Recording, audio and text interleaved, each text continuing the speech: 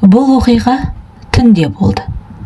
Ал соңына дейін тыңдасаңыз, сіз де ойыңызды өзгертесіз. Каналға жазылып, әңгімені өткізіп алмаңыз. Түн, сағат 2:13.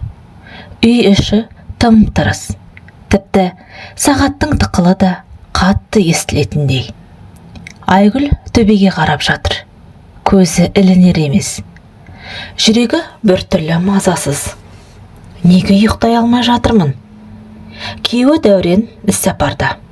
Үйде тек өзі, 2 баласы және қайнағасы. Кенет дәл жақтан біреу жүргендей дыбыс естілді. Айгүл елең етті. Құлағын түрді. Тағы да абайлап басқан аяқ дыбысы. Балалар шығар деп өзін жұбатты. Бірақ дыбыс балалар бөлмесінен емес, керісінше ас үй жақтан шықты. Сосын оның бөлмесінің есігінің тұтқасы жай ғана қозғалды. Айгүлдің жүрегі аузына тығылды. Телефонын қолына алды. Байланыс жоқ. Демін ішіне тартып, қимылсыз жата қалды. Сырттан бір дауыс естілді. Айгүл, ұйықтап жатырсың ба? Бұл дауыс қайнағасының дауысы еді. Айгүл кішкентайынан момын болып өсті. Анасы жалғыз өсірген. Анасы 4 баланы жалғыз өсіріп, барлығын жеткізді. Айгүл үйдің үлкені еді. Сол үшін ерте есейді. Ерте жауапкершілік алды. Шыдау керек дегенді ерте үйренді. Әйел адам шыдамды болуы керек деген сөзді анасы жиі айтатын. Ол соған сеніп өсті. Дәуренмен танысқанда Айгүл өзін бақытты сезінді.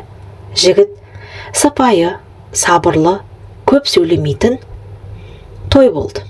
Айгүл үлкен үйге келін болып түсті. Қайненесі тірі кезінде оны жақсы көрді, қызындай қорғады. Ал қайнағасы әуелде салқын, көп сөйлемейтін, қатал адам сияқты көрінді. Бірақ ешқашан жамандық істемеді. Айгүл оны әкедей құрметтеді. Қайненесі болмаған соң үйдің іші өзгеріп кетті. Дәурен жұмысқа көміліп кетті, үйге кеш келетін болды. Кейде апталап іссапарда жүретін. Үйдің тамағы, баласы, тірлігі, бәрі Айгүлдің мойнында. Қайнағасы бұрынғыдан да үнсіз бола түсті. Бірақ соңғы айларда оның көз қарасы өзгере бастады. Бір күні Айгүл ас үйде ыдыс жуып тұрғанда, қайнағасы артынан келіп, шаршап жүрсің ғой, деді. Бұл сөз бұрын соңды аузынан шықпаған. Айгүл селк ете қалды. Иә, сәл. Жүрегі қысылып кетті.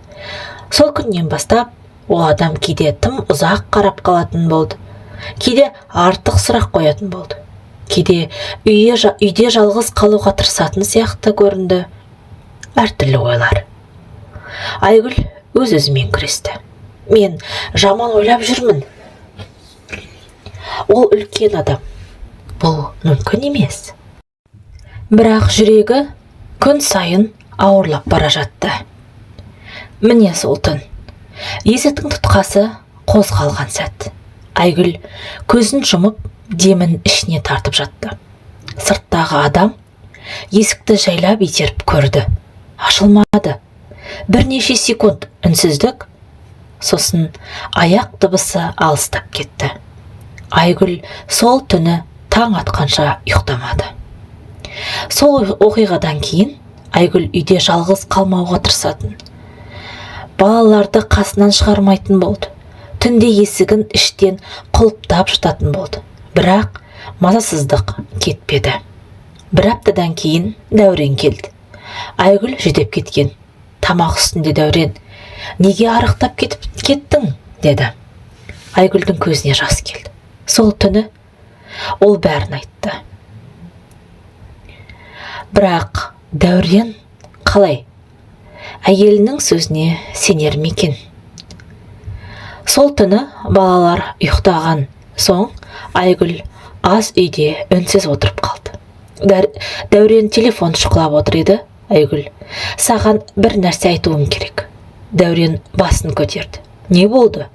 Айгүлдің даусы дірілдеді. «Соңғы кездері мен бұл үйде өзімді қауіпсіз сезінбеймін». Дәурен қабағын түйді. «Неге?» Айгүл үнсіз қалды. Сөз айтуға батылы жетпеді. Сосын: «Ағаң кейде оғашқылық көрсетеді». Дәурен орнынан атып тұрды. «Не деп тұрсың? Ол менің ағам». Айгүл жылап жіберді. «Мен жала жауып отырған жоқпын. Тек сол түні ол бәрін айтып берді. Есіктің тұтқасы, түн, дауысы». Дәурен үнсіз тыңдап отырды. Сосын: «Сен қателескен шығарсың», деді салқын дауыспен. Айгүлдің жүрегі сол сәтте сынғандай болды. Сол күннен кейін Дәурен суып кетті. Айгүлмен аз сөйлесетін болды. Үйде ауыр тыныштық орнады. Айгүл өз-өзін жей берді. Мүмкін шынымен мен бәрін асыра сілтеп жүрген шығармын. Бірақ ішкі қорқыныш жоғалмады.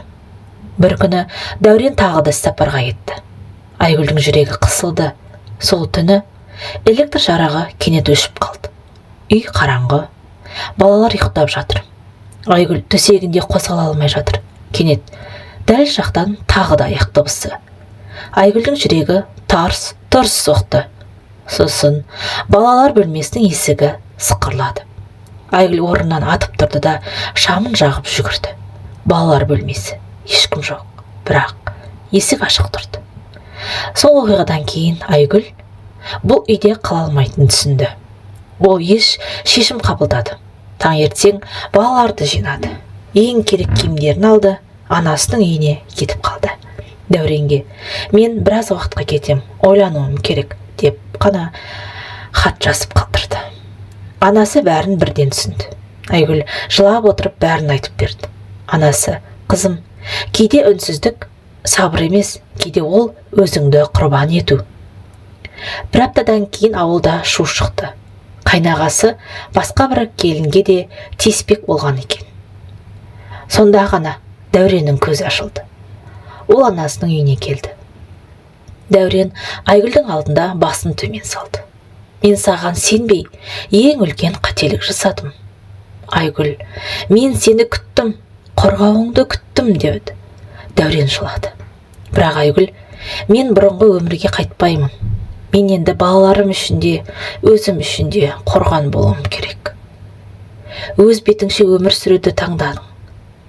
Бір жылдан кейін Айгүл жұмырсызға орналасты. Кішкентай пәтер жалдады, балаларын өзі бақты. Алғаш рет өзін еркін сезінді. Бір күні ол айнаға қарап тұрып: «Сен сынбадың, сен аман қалдың. Бұл жеңіс